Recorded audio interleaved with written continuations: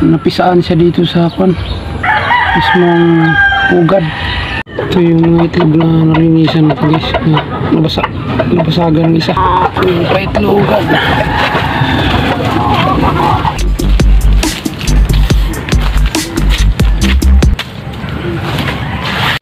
Ayan guys, ito nga guys. Ngayon na rin ito. Wala nang nakita. Wala nang sabaw. Hanggang dito na guys.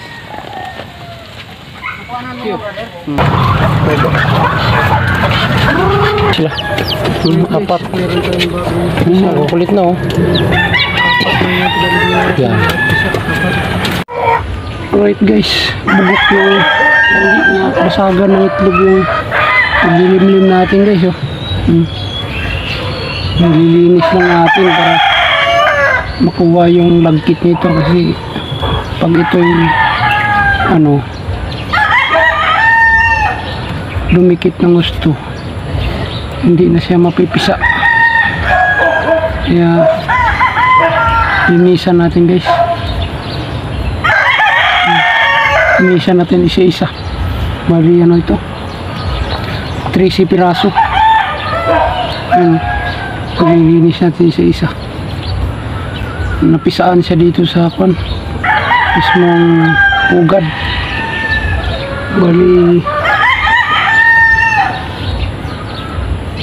isang linggo may git na siya guys, naglilimlim.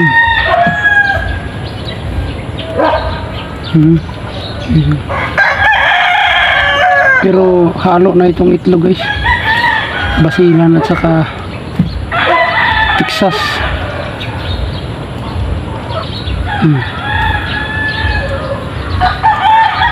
Itong matulis is Texas, ito namang punggok is basilan. Bumaba kasi yung nanay na nanginain, tinignan ko yung pugad, may basag na isa. Linisin natin guys kasi pag ito'y dumikit, malagkit, baka mabugok, hindi mapipisa.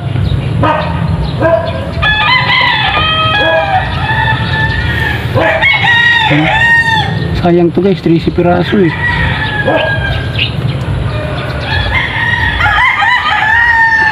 Binasa lang natin yung towel para ang tela.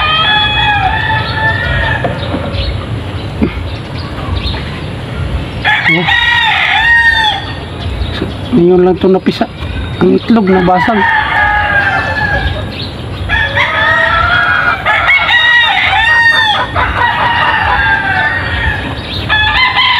Siguro medyo kunti lang yung dahon. Kaya pag ng nanay ng paa niya, nagkaumpugan.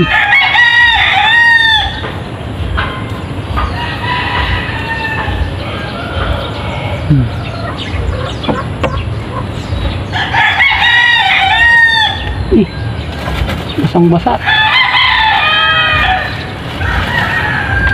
Aduh. Aduh.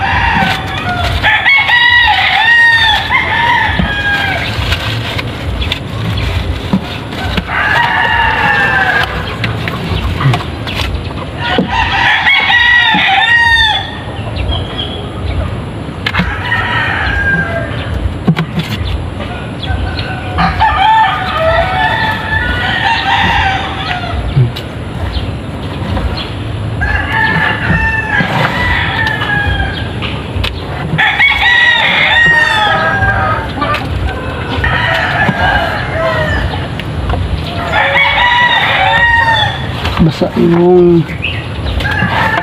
pugad.